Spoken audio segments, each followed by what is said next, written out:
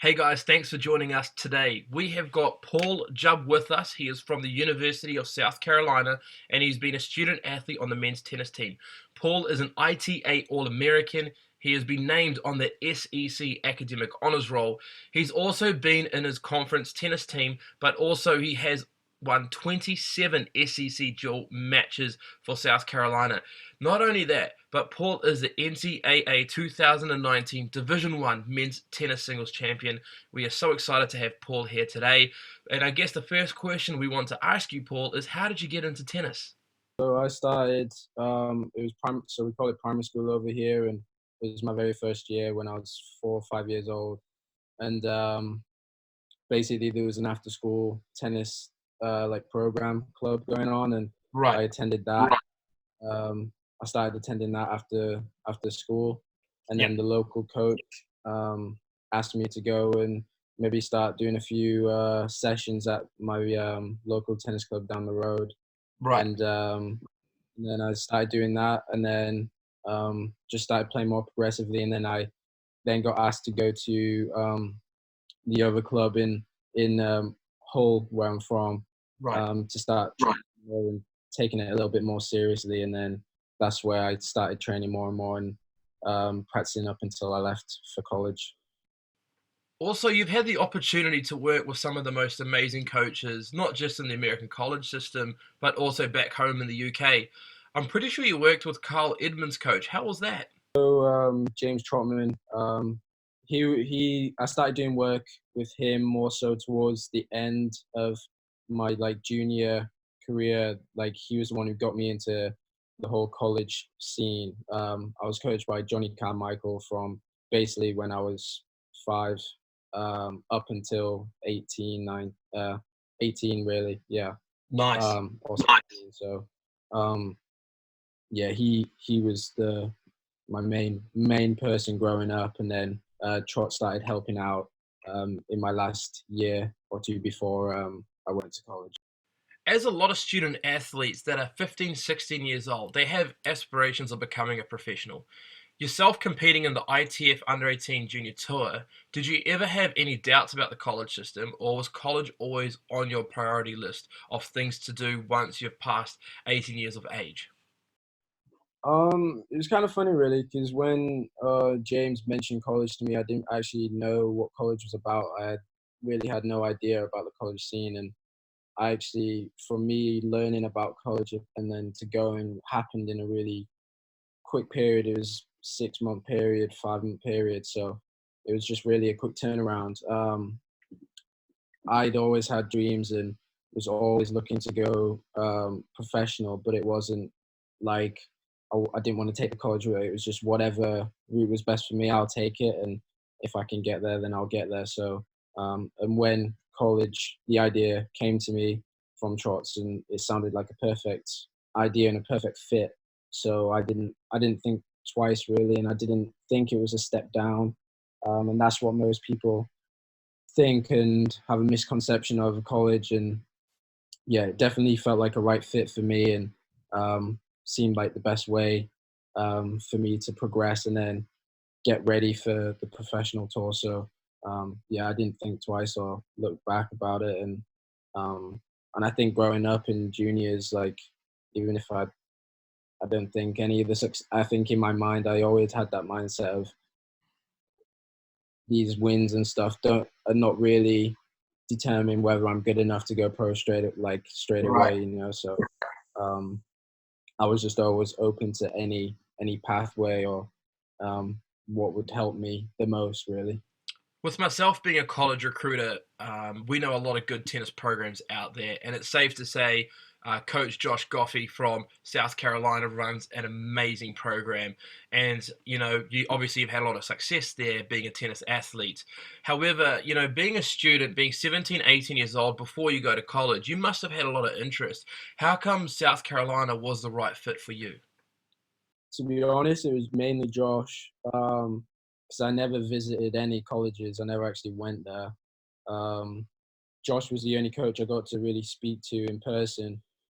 He was in England recruiting at one point, on the grass around the grass court season, and he actually came to Hull to visit me and watch me train.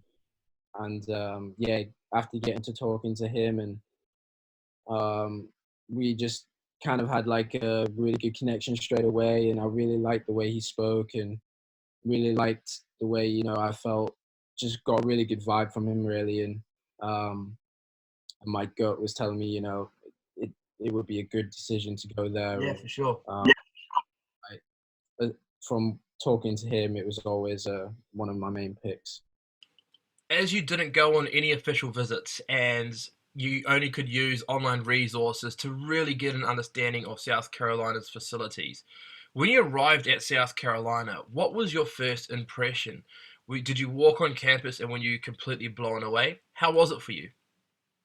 Yeah, it was definitely like, as soon as I got there, it was great to see, all these sources and all the places available to you. You had everything you needed. And yeah, when I got there, it was great to see, how many things I have at my, resources just to use. So yeah, it was great.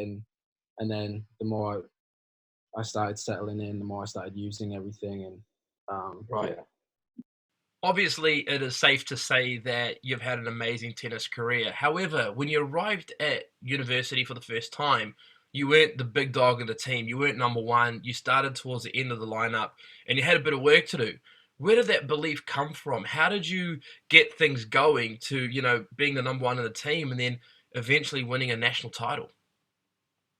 Well, it's funny because when Josh came to visit me in Hull, before I even just the first chat we ever had, I told him, if you give me what everyone else has got, and I can become one of the best. And so I always had that belief and mindset. But yeah, when I got there, I wasn't in the team straight away. I only got into playing six in the team like a quarter way through the first season. And then I had a really good season at 6 and 5. And then the next season, I was meant to play three, but a teammate left, so then I got bumped up to two. And I remember having a talk with him at the beginning of the season, and I really, I wasn't sure how I was going to cope at being at two, and I didn't know if I was going to be able to handle it, be good enough, and playing good players week in, week out. And then turned up that season, I really had a really good season, like didn't really lose any matches. And kind of, wasn't cruising, but was winning regularly and a lot. And which was at first a shock to me, but then I got a lot of confidence from that. And then the junior year, I was playing one, and then I said the same thing. Wasn't sure the players I was going to be playing are better, and I wasn't sure I was going to cope and do. And then yeah, I was started winning week in, week out, and not really losing. And I think that's when it was. I think the second year when I was playing two and winning quite easy, um, that was when I started really believing in myself and my tennis. And then yeah, when I started winning at one as well, Yeah. that was a big, big confidence boost. And then I was just taking it week by week and just getting wins, and just growing confidence like that, really. What kind of support staff did you have access to and how good was it?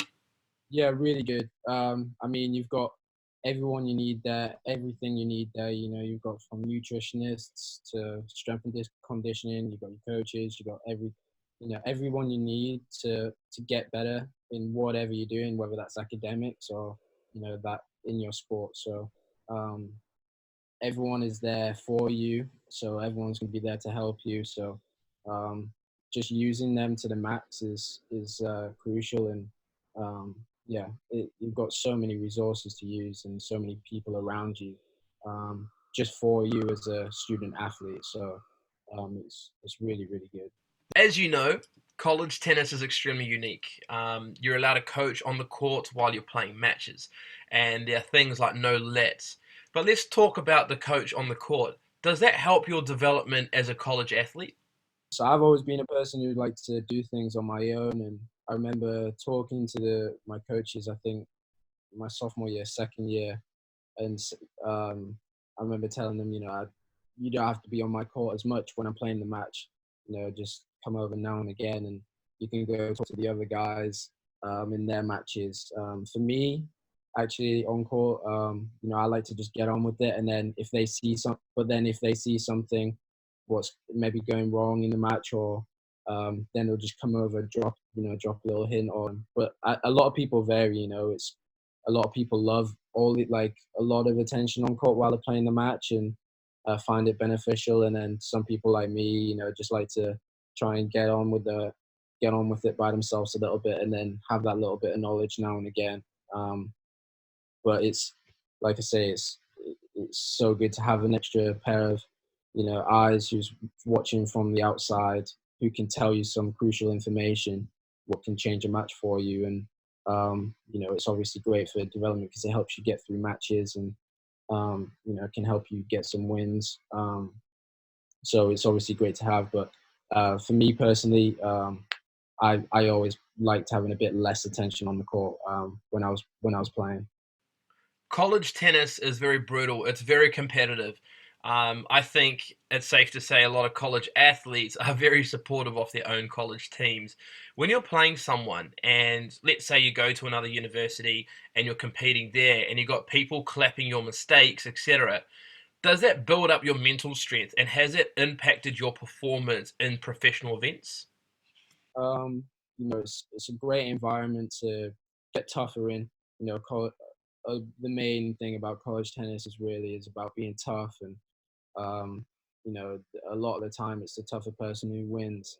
So yeah, it's a great environment to be in, and definitely one what's helped me, I think, over the years, become a stronger player, mentally. And it's a great environment to really get better in. And it's definitely a big contrast to normal professional tennis. But um, I think when you can adapt back into professional tennis, and keep those traits, what you've learned, then it's definitely great skills to have. Paul, your success in Division One college tennis has opened many doors. I mean, winning an NCAA men's Division One national title is an amazing achievement. Not many people can say they've done that, and it resulted in you actually getting a couple of wildcards into Wimbledon in the men's last year. How was it being in the Wimbledon locker room with some of the greats that have ever played the game, such as Fed, Nadal, etc.? How was that experience as such a young man? Well, the seeded players at Wimbledon get their own separate locker room, so I wasn't in their locker room. But I mean, I was sharing the locker room with I was with Tiafo and Burdich, and um, you know and so many other players. But I mean, being in in that environment with the best players in the world is unreal, and where any aspiring pro wants to be. So it was such a great experience for me, and it took a lot away from that week. And yeah, it was obviously great to be around those players because they are the best. So Well, Paul, you are definitely a college tennis celebrity. You've built up an amazing reputation. Your hard work has definitely paid off. And there's a lot of youngsters that look up to you. If there was a 14, 15, or 16-year-old student that is listening to this talk, what advice could you give them about the college system? definitely say, go, unless you're, you know I would say, doing what like Felix or Sim was doing, or like Tsitsipas was doing at such a young age, and having really big success on the Challenger tours. Then I don't think anyone is really ready to go straight into professional tennis. So it's such a great pathway to progress and get better, if you use the time correctly. And so I would definitely say it's a great option for practically everyone. And yeah, just use the time you have now as a junior, just to really develop and get better, and don't feel like you have to have all the success in the world right there and then. Just really use that time to develop, and um, just have that long-term mindset for hopefully in the future if you want to play professional. So yeah, don't be focused too much in the present, and just keep working hard and having that correct mindset. Paul, again, congratulations on such an amazing college tennis career. I mean, you've built such an amazing reputation for yourself within the college system, and thank you so much for being here. I know a lot of young athletes are going to take so much away from this talk. Obviously, it's tough right now with COVID-19. You can't play much tennis like many other professionals around the world, but when you do get back out there, best of luck, and I'm sure I will bump into you when I'm on tour with my younger brother. And yeah, all the best, and all the best to your family. Yeah, thank you. No worries at all. Awesome.